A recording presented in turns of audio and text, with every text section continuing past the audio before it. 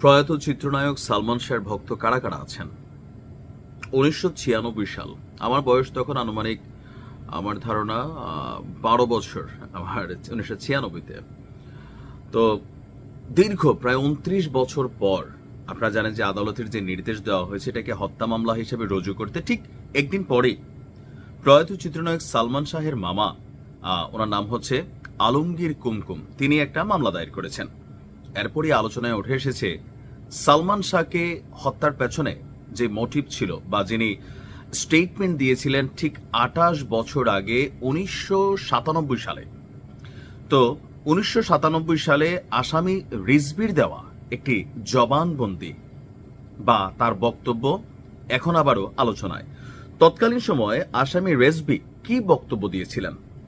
দর্শক, ওই জবানবন্দিতে রেজভি সালমান শাহের হত্যার দায় স্বীকার করেছিলেন। রেজভি বলেছিল যে আমরা সালমান শাহকে হত্যা করেছি, হত্যার ঘটনাকে আত্মহত্যা বলে সাজানো হয়েছে। আর সেই আসামি রেজভি নিজ মুখে স্বীকার করেছে যে এই হত্যাকাণ্ডে সালমান শাহের তৎকালীন স্ত্রী সামিরা এবং তার পরিবার জড়িত ছিল এবং কি হত্যাযজ্ঞে সে নিজে বড় ভূমিকা পালন করেছে। 1997 সালের 164 ধারায় জবানবন্দিতে সালমান শাহের যে হত্যাকারী রেজভি, তার বক্তব্য ছিল যে সালমান শাহকে শেষ করার জন্য 12 লক্ষ টাকার একটা চুক্তি হয়েছিল। আর এই চুক্তি যিনি করেছিলেন আর অন্য কেউ নয়, সালমান শাহের শাশুড়ি লতিফা হক লুসি। আর এই হত্যা চুক্তিতে আরো ছিলেন বাংলা সিনেমার খলনায়ক ডন, ডেভিড, ফারুক এবং জাবেদ। রেজভির বর্ণনা অনুযায়ী 1996 সালের 5 সেপ্টেম্বর গুলিস্তানের একটি বারে রাত 8টায় ডন, ডেভিড, ফারুক, জাবেদ ও রেজভি তারা একটা বৈঠক করেছিল। ওই দিন সাত্তার এবং সাজু নামে আরো 2 জন ছেলে সেখানে উপস্থিত ছিল। এরপরে আসে ফারুক। প্রথমে 2 লক্ষ টাকা বের করে জানান যে তারা সালমান শাহর শাশুড়ি মানে স্ত্রী সামিরার মা এই 2 লাখ টাকা দিয়েছেন, আর টোটালি টাকাটা হবে 12 লক্ষ, বাকি টাকা কাজের পর। কিন্তু 2 লক্ষ টাকা নিয়ে ফারুকের সঙ্গে ডনের কথা কাটাকাটি হলে ফারুক বেরিয়ে যায় এবং কিছুক্ষণ পর আরো 4 লক্ষ টাকা নিয়ে আসে। রেজভির বক্তব্য ছিল ফারুক বলেন কাজের আগে 6 লাখ এবং পরে 6 লাখ। এর পরপরই প্লাস্টিকের একটি দড়ি, সিরিঞ্জ, রিভলভার ইত্যাদি গুছিয়ে নেওয়া হয়। অনেকে ভাবতে পারেন যে ভাই 12 লাখ টাকা সালমান শাহ শেষ করছে, কিন্তু আপনি যদি চিন্তা করেন ওই সময় স্বর্ণের ভরি ছিল 3000-4000 টাকা। আজকে স্বর্ণের ভরি কত? 2 লক্ষ টাকার উপরে। তার মানে ওই যুগের 12 লাখ টাকা আজকের যুগে আইসা এটা কয়েক কোটি টাকার সমান। কিন্তু কারণ ওই সময় যে স্বর্ণ ছিল 4000, আজকে সেটা দিয়ে 50 ভরি স্বর্ণের কিনা যাইতো ওই যুগে।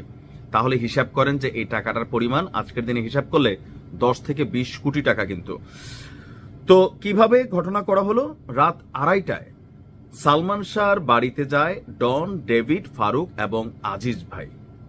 রিজভির দাবি সে রাতে ঘুমন্ত সালমান শাহর উপর ঝাঁপিয়ে পড়েন তারা।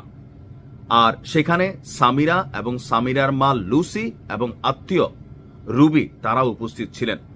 ঘুমন্ত সালমানকে ক্লোরোফর্ম দিয়ে প্রথমে বেহোশ করা হয়, আর এই বেহোশটা করে সালমান শাহর স্ত্রী সামিরা।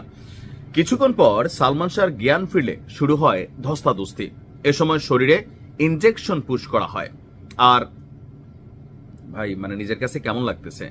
আর ইনজেকশন পুশ করার সিদ্ধান্তটা দেয় আজিজ।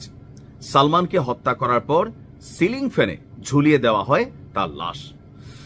আর এর পরপরই যে সালমান শাহ আত্মহত্যা করেছে এটাকে বাস্তবে রূপ দেওয়ার জন্য ভেতর থেকে টেকনিক্যালি আপনার জানালা মানালা এগুলোকে লক করা হয়। আর পরবর্তী সময় সকালবেলা ভোর রাতে চিল্লাপাল্লা শুরু হয় যে সালমান শাহ মারা গেছে। তো এ নিয়ে যেখানে আমরা 11 জন আসামি এখন যাদেরকে দেখছি, প্রধান আসামি হচ্ছে সামিরা হক, যিনি বাংলাদেশে এই মুহূর্তে নাই। আর বাকি 10 আসামি হলেন প্রযোজক আজিজ মোহাম্মদ ভাই, খলনায়ক ডন, নায়কের সাবেক শাশুড়ি লতিফা হক লুসি, ডেভিড, জাবেদ, ফারুক, মেফিয়ার বিউটি পার্লারের রুবি, আব্দুস সাত্তার, সাজু, রেজভি আহমেদ, ফরহাদ। তো আমি জানি না রেজভি এখন জীবিত আছে কিনা। 28 বছর আগের এই জবানবন্দিটা এখন আলোচনায় আসছে, বাট যদি সে জীবিত থাকে সে আই উইটনেস এবং তাকে দিয়েই বাকিদেরকে বিচার করা যাবে। সুষ্ঠু বিচার চাই। ভালো থাকুন।